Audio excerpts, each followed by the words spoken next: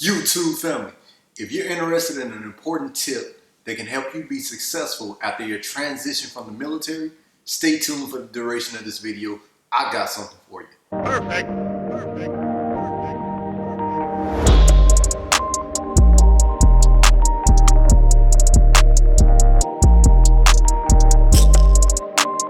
You're here. Thank you. Please go ahead and do me a huge favor though if you haven't done so already. Go ahead and hit that subscribe button for me. Also, hit that notification bell so you can be notified every time I drop new content, as well as hitting that thumbs up button so I can reach a wider audience. And if anytime during this video you feel that you find this information beneficial to yourself, and you may also feel that someone that you know may benefit from this video, please go ahead and hit that share button for us. So moving along, today we're going to be discussing what's important when separating from the military. So, an increasingly popular way of separating from the military in 2022 is through the DoD Skill Bridge program. The DoD Skill Bridge program is something that I talked about on this channel before, and it is something that I used to separate from the military just last year. Now, what is the DoD Skill Bridge? In brief, I'm going to tell you what it was when I went through it, just to let you know. So, what the DoD Skill Bridge program was, or is, was a program for service members separating within 6 months or 180 days. So what that program allowed you to do was separate up to 180 days early to go participate in a program such as an internship that would allow you to gain skills necessary for a job that you would pursue after you got out of the military in your civilian career. Now, with that, you like I said, I put emphasis on up to because it wasn't guaranteed that you were going to get the full 180 days. So like myself, I think I got maybe around 60. I think around 60 days, probably a little bit, maybe about 75 days that I used to participate in my Skill Bridge program. All right. So with that, I just want you to know that the Skill Bridge program should be used wisely, because this is not playtime. This is actually work time. You know, separating the military is not an easy task by any stretch of the imagination. It is actually quite challenging because you have a lot of new things going on. I don't care if you join the military at 25 and you experienced everything there was, you know, before coming into the military. This is totally new. This is 2022, you know, and as you know, COVID has shifted the way everything works out here. You know, for a long period of time, a lot of people were doing work from home jobs, and that's still currently going on. So consider all of that and things that you're gonna need. So my number one thing for anyone wanting to participate in the Skill Bridge program, separate the military in general at all, the number one thing that you will need to focus on is what type of job you're going to have or how you're going to bring in income after you separate the military. Now, a lot of people say money isn't everything, but when it comes to getting out of the military with no direction, no job, money is everything, because you're going to need money to buy food, you're going to need money for housing, you're going to need money for your car insurance, you're going to need money for your health insurance, life insurance. You're going to need money for absolutely everything. So how are you going to continue supporting the things that you need after you separate the military? Well, you're going to have to find a way to bring some income in. Now, my experience with the Skill Bridge program, and this is my experience, it may not be your experience, it may not be the experience of someone else that you talk to, but this was my experience, and it could potentially be you if you do the same thing that I did. So when it came down to me doing the Skill Bridge program, I think I kind of rushed into a job. You know, I didn't necessarily know what I wanted to do. I just knew that at the time I wanted to get off of the installation that I was currently serving, because I had the absolute worst time there.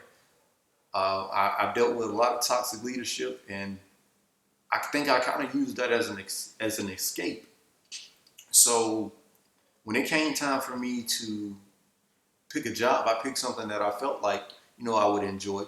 something that I thought would be easy. However, when I got to the job, it was a sales job. It was car sales.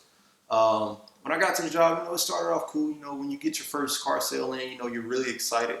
But then for me, I thought about the bigger picture. I've always been someone that wanted to help people.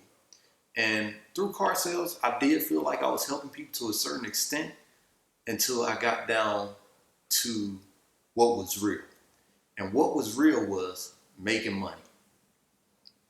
Whether it meant getting somebody into a vehicle you knew they weren't going to afford, weren't going to be able to afford, and just, getting somebody into a vehicle, they have bad credit and they got a family, and, the car that they currently have may not be so bad. They probably should just stick with that one.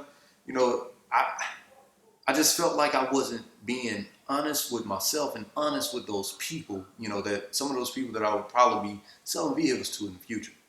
I had an incident where I sold a customer a vehicle and, he tried to bring it back, a few days later. You know what I'm saying? So it was, looking at the senior salesman in my dealership, and just taking up, some of the things that they said, it was all about money, it wasn't about the person. And I understand that, you know what I'm saying? These people are trying to make legitimate sales. You know what I'm saying? It's legitimate. You know what I'm saying? Nothing that they're doing is wrong. They got a family to feed themselves. But me personally, that's not the way I wanted to make my money, and that's not who I wanted people to recognize Ian Scott by.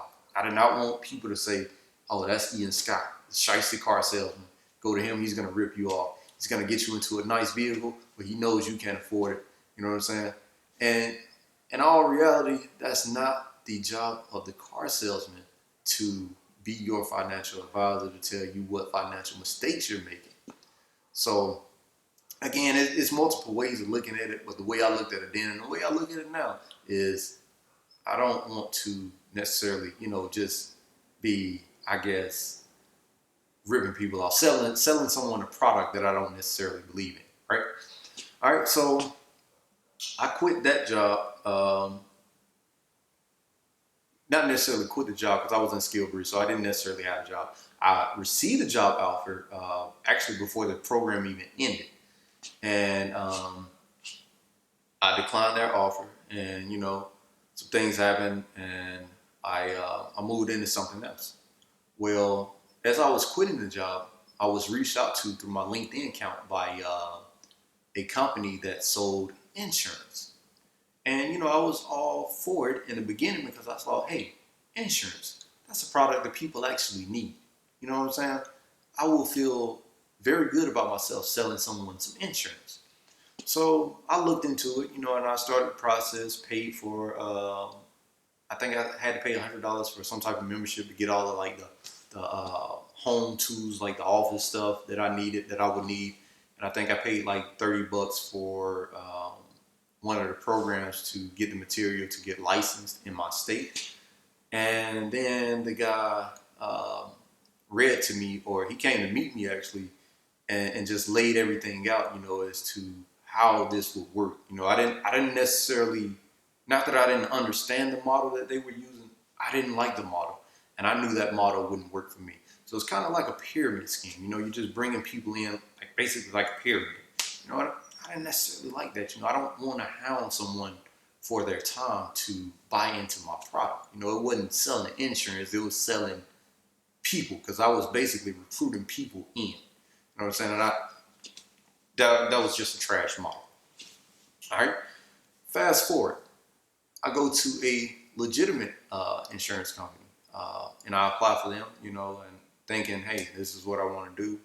Had a really good interview, and we couldn't come to an agreement on my salary, what I'd be paid. A lot of the job is commission based, and I didn't necessarily want to go to a job, that I would be just primarily looking for commissions, because I never worked for commissions, so I didn't fully understand how that would work. So I wanted a job, where I knew what I could earn, my earning potential.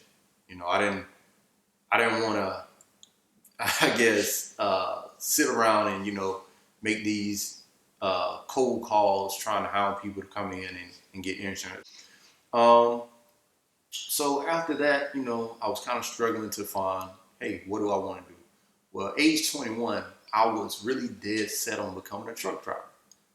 Truck driving was something I thought that I would enjoy because for a period of time, I liked driving. I love road trips. I started off on road trips with my aunt and uncle very young, and I just like road trips. I like being out there on the road. With other vehicles. I like looking at vehicles for one. I like seeing the scenery, and just driving just brought so much peace to my life. Is what I thought.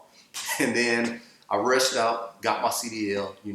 At the time, not really, not. And at this time, I didn't really think. I was like, trucking. Being over the road. I'm 28 now. My views about being over that road is different. I don't necessarily feel so strongly about driving a truck now. And so I get my CDL, start off with my first company, and I'm sure you watched the video. If you haven't, I got a video actually before this video where I talked about why I quit trucking within 2 days. And I quickly found out that trucking wasn't for me within 2 days. Being over the road, it sucked big time. So I quit that job. So that was September. So from July to September, I'd already quit 2 jobs.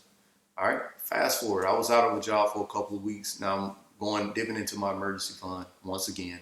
Already, I haven't even been out that long. In September, I'd only been out 2 months, officially out of the Air Force 2 months. So I'd already quit 2 jobs.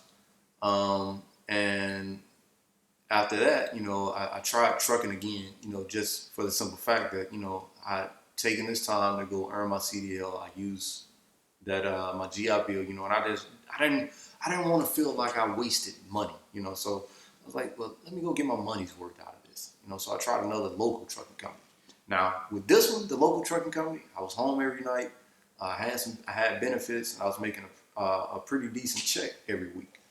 It was just with that job, I couldn't come to an agreement with the owner and supervisors on that job. It was kind of shady business, and we're not gonna get into that on this video. But I really wish I had read the reviews. So when you're going out looking for a job, make sure you read the reviews on those jobs, and know who you're dealing with, know your employer, and how they treat their employees. Because that makes the job for me now. But that was number 3. I quit that job, I think, within a month and a half of having it. So already within 5 months, I'd already quit 3 jobs. Within 5 months of me officially separating from the military, I quit 3 jobs. That sucks. So what you want to do is, this is the most important thing when exiting the military. You want to make sure that when you pick your job through SkillBridge, or even if you're just looking for a job, you're just trying to get out and you're just looking for a job. Make sure it's an area that you want to go into. Find an area of interest for you, and find a job that you will be able to maintain for at least the next 2 years. Because you're going to need that for job history. Because civilian employers like to see your job history.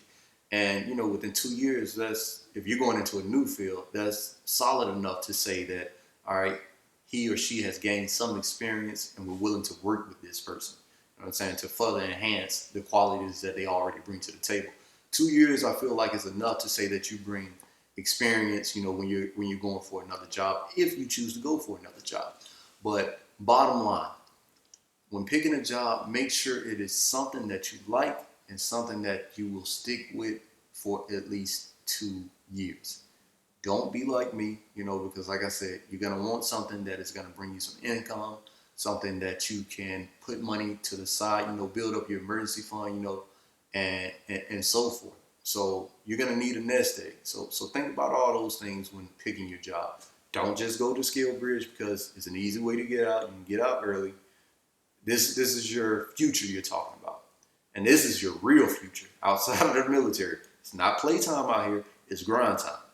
So make sure you do what is necessary. Do your research. Like I've said, in several other videos, start thinking about separating 24 months prior to you actually separating. Get everything lined up. You know, that's a good timeline and a good length of time for you to have everything lined up the way you should have it lined up prior to getting out of the military. And that's all I have for you in this video. Make sure you stay tuned for my future videos to see what I'm doing next and how I plan to establish myself and how I plan to help people. And I'll see you all on the next video. Peace.